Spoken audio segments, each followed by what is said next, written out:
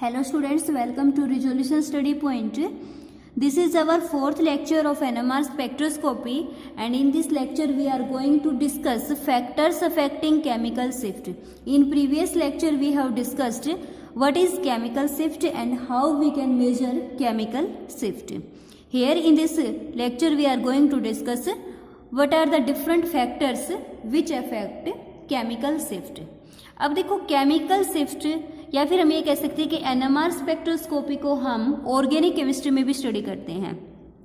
Organic chemistry के अंदर जो हम एनएमआर को स्टडी करते हैं उसमें बेसिकली जब फैक्टर की बात करते हैं तो फैक्टर्स में हम ये स्टडी कर लेते हैं कि जिस भी न्यूक्लियस को हमें एनएमआर के अंदर स्टडी करना है उस न्यूक्लियस के पास इलेक्ट्रॉन डेंसिटी क्या है, क्या फाइंड आउट कर लेते हैं कि न्यूक्लियस के सराउंडिंग इलेक्ट्रॉन डेंसिटी क्या है। अगर किसी भी रीजन से, किसी भी रीजन मीन्स इंडक्टिव इफेक्ट या फिर रेजोनेंस या फिर कॉन्जुगेशन, अगर किसी भी इफेक्ट की वजह से इलेक्ट्रॉन डेंसिटी की वैल्यू इंक्रीज करती है तो केमिकल शिफ्ट की वैल्यू डिक्रीज करती है। और इनमें से कोई भी फैक्टर अगर इलेक्ट्रॉन डेंसिटी की वैल्यू को डिक्रीज करेगा तो केमिकल शिफ्ट की वैल्यू को क्या करेगा, इंक्रीज करेगा। ये बेसिक इन्फॉर्मेशन हम ऑर्गेनिक केमिस्ट्री में जब एनएमआर को स्टडी करते हैं तब ले लेते हैं।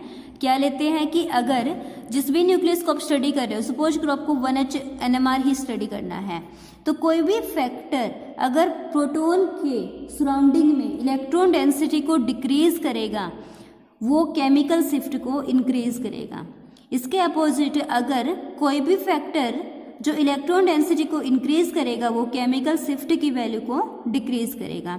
और फैक्टर्स में हम इंक्लूड करते हैं inductive effect, resonance, conjugation, hyper conjugation etcetera. तो ये जो बेसिक इंट्रोडक्शन है इसको आप लोग ऑर्गेनिक स्पेक्ट्रोस्कोपी में स्टडी करेंगे, ठीक है। अब हम बात करते हैं कि इनऑर्गेनिक केमिस्ट्रीज के अंदर हम कैसे फैक्टर्स को स्टडी करते हैं जो केमिकल शिफ्ट को इंक्रीज करता है या फिर डिक्रीज करता है। So any effect which generate magnetic fields whose direction is opposed to the applied field will shield the nucleus and there are referred to as diamagnetic effect. तो हमने ये देखा कि कोई भी इफेक्ट अगर मैग्नेटिक फील्ड की डायरेक्शन के, कोई भी इफेक्ट है जो मैग्नेटिक फील्ड को जनरेट करता है, मीन्स जो इंड्यूस्ड मैग्नेटिक फील्ड अगर अप्लाइड फील्ड की अपोजिट डायरेक्शन में होता है तो हम उसको बोलते हैं डायमैग्नेटिक इफेक्ट। अगर अपोजिट डायरेक्शन में होगा तो वो न्यूक्लियस को क्या करेगा, शिल्ड करेगा। इसके opposite if any effect which generate magnetic field whose direction is parallel to the applied field, this will de-shield the nucleus and referred to as paramagnetic effect।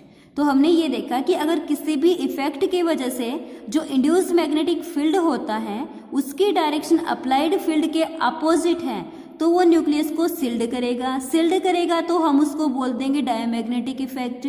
अगर इसके अपोजिट अगर हम बात करते हैं किसी भी इफेक्ट की जिसमें मैग्नेटिक फील्ड इंड्यूस होता है पैरेलल डायरेक्शन में, अप्लाइड फील्ड की पैरेलल डायरेक्शन में, उस कंडीशन में क्या होगा, न्यूक्लियस डीशिल्ड हो जाएगा। और डीशिल्ड होने की वजह से इसको हम क्या बोल देंगे, paramagnetic effect.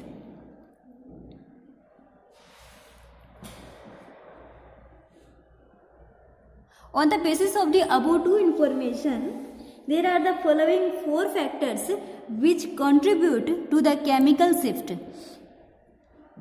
First is local diamagnetic shielding, second is local paramagnetic shielding, and third one is remote shielding from neighbor anisotropy, and fourth is interatomic ring current.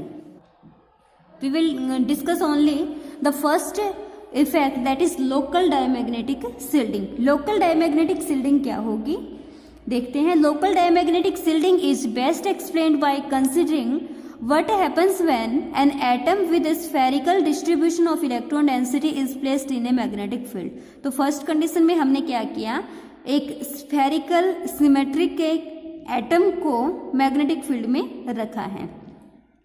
When an atom with isotropic susceptibility, isotropic susceptibility का क्या मतलब होगा, जिसके अंदर susceptibility की value सभी directions में same होती है।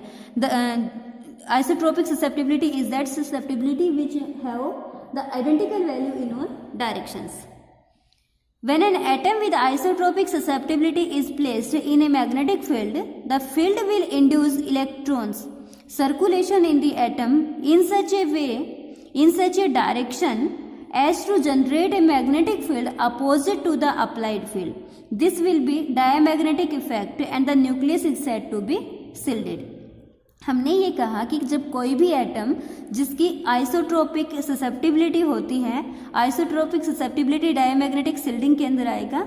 आइसोट्रोपिक ससेप्टिबिलिटी वाले एटम को जब हम मैग्नेटिक फील्ड में रखते हैं तो उसकी वजह से जो नया मैग्नेटिक फील्ड इंड्यूस होगा उसकी डायरेक्शन अप्लाइड फील्ड की डायरेक्शन से अपोजिट होगी और इसको हम बोलेंगे डायमैग्नेटिक इफेक्ट और न्यूक्लियस हो जाएगा शील्डेड।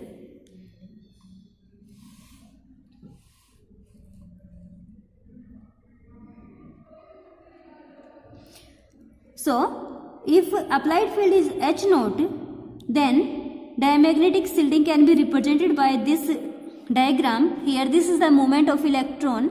अब इलेक्ट्रॉन के मूवमेंट की वजह से यहाँ पर जो इंड्यूस होगा मैग्नेटिक फील्ड उसकी डायरेक्शन है ये वाली और अप्लाइड फील्ड की डायरेक्शन है अपवर्ड, इंड्यूस की है डाउनवर्ड। अप्लाइड की डायरेक्शन है अपवर्ड और इंड्यूस की डायरेक्शन क्या है डाउनवर्ड। तो ये हो गया मैग्नेटिक फील्ड का अपोजिशन और अपोजिशन होने से क्या होगा न्यूक्लियस की शील्डिंग। ओके,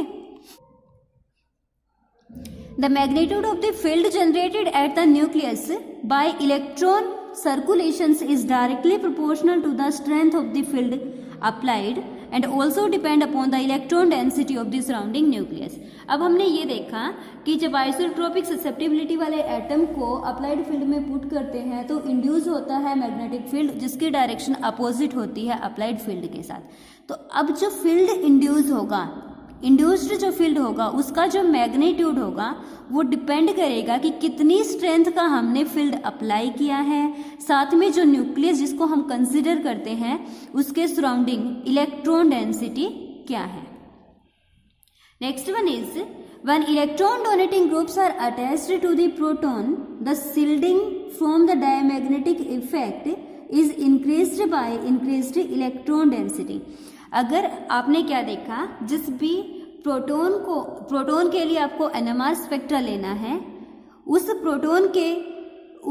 प्रोटॉन वाले एटम के पास अगर इलेक्ट्रॉन डोनेटिंग ग्रुप लगे हैं, कैसे ग्रुप लगे हैं, इलेक्ट्रॉन रिलीजिंग या फिर इलेक्ट्रॉन डोनेटिंग ग्रुप लगे हैं, तो इलेक्ट्रॉन डोनेटिंग या इलेक्ट्रॉन रिलीजिंग ग्रुप शील्डिंग को इंक्रीज करेंगे। क्या इंक्रीज करेंगे? शील्डिंग को इंक्रीज करेंगे, क्योंकि इलेक्ट्रॉन डोनेटिंग ग्रुप न्यूक्लियस के ऊपर इलेक्ट्रॉन डेंसिटी को इंक्रीज करते हैं। इसके अपोजिट अगर ग्रुप का नेचर है इलेक्ट्रॉन विदड्रॉइंग, ग्रुप किस नेचर के हैं? इलेक्ट्रॉन विदड्रॉइंग नेचर के, तो electron withdrawing group decrease the shielding. क्यों डिक्रीज करेंगे शील्डिंग को? क्योंकि इलेक्ट्रॉन विदड्रॉइंग ग्रुप का नेचर है इलेक्ट्रॉन्स को विदड्रॉ करने का। वो जिस भी न्यूक्लियस के लिए हमें एनएमआर लेना है उस न्यूक्लियस से इलेक्ट्रॉन डेंसिटी को डिक्रीज कर देंगे। इलेक्ट्रॉन डेंसिटी को डिक्रीज कर देंगे तो उसकी वजह से जो इफेक्टिव मैग्नेटिक फील्ड बचेगा वो क्या हो जाएगा? लार्ज, जिसकी वजह से डेल्टा की वैल्यू भी क्या आएगी? Large. So the contribution to the shielding of protons from the local magnetic effect is sigma LD and its value is calculated from the equation sigma LD equals to 21.4 lambda into 10 to power minus 6. Here lambda is effective number of electrons in अगर हम hydrogen की बात करते हैं तो hydrogen के 1s orbital में कितने इलेक्ट्रॉन हैं उसको हम क्या बोलेंगे? लैम्डा। तो आई होप आपको फर्स्ट फैक्टर समझ में आ गया होगा। फर्स्ट फैक्टर में हमने पढ़ा local diamagnetic shielding. Local diamagnetic shielding में हमने क्या किया कि कोई भी एटम है उसके जिसकी आइसोट्रोपिक ससेप्टिबिलिटी है उसको हमने पुट किया मैग्नेटिक फील्ड में। मैग्नेटिक फील्ड में रखने के बाद उसके अंदर एक मैग्नेटिक फील्ड जनरेट हुआ। उस मैग्नेटिक फील्ड जो इंड्यूस हुआ है उसने अप्लाई फील्ड को अपोज किया, जिसकी वजह से न्यूक्लियस हो गया शील्डेड। अब कितना शील्ड हुआ है न्यूक्लियस वो डिपेंड करेगा कि कितना मैग्नेटिक फील्ड इंड्यूस हुआ था, और कितना मैग्नेटिक फील्ड इंड्यूस हुआ है उसकी वैल्यू डिपेंड करेगी कि हमने अप्लाई किया हुआ मैग्नेटिक फील्ड की अमाउंट कितनी थी। सेकंड हमने ये पढ़ा कि अगर जो प्रोटॉन है जिसके लिए हमें एनएमआर स्टडी करना है, उस प्रोटॉन के ऊपर इलेक्ट्रॉन डोनेटिंग ग्रुप लगे हैं तो वो शिल्डिंग को इंक्रीज करेंगे, और इलेक्ट्रॉन विड्रॉइंग ग्रुप शिल्डिंग को डिक्रीज करते हैं, क्योंकि इलेक्ट्रॉन रिलीजिंग ग्रुप न्यूक्लियस के ऊपर इलेक्ट्रॉन डेंसिटी को इंक्रीज करते हैं, जिसकी वजह से इफेक्टिव मैग्नेटिक फील्ड की वैल्यू कम हो जाती है, और electron withdrawing group electron density को डिक्रीज करते हैं, जिससे इफेक्टिव मैग्नेटिक फील्ड की वैल्यू ज़्यादा हो जाती है। ओके, तो ये था हमारा first factor affecting chemical shift. Next 3 जो फैक्टर्स है उनको हम अपने नेक्स्ट लेक्चर्स में स्टडी करेंगे।